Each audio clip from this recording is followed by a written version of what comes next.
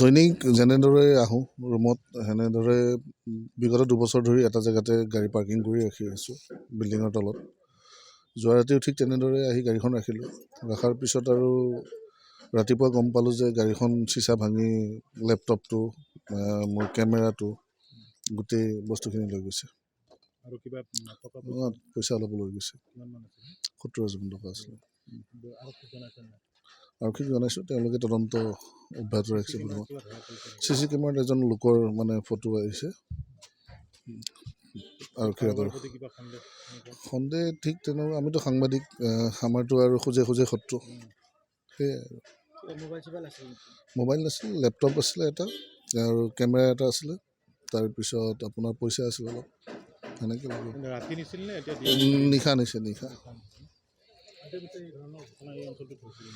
বৰ্তমান শুনিবলৈ পোৱা মতে বৰ্তমান সময়ত এইকেইদিন চোৰৰ কিছু সন্ত্ৰাস বাঢ়িছে বুলি গম পাইছোঁ এই ৰুক্মিণী গাঁও অঞ্চলত।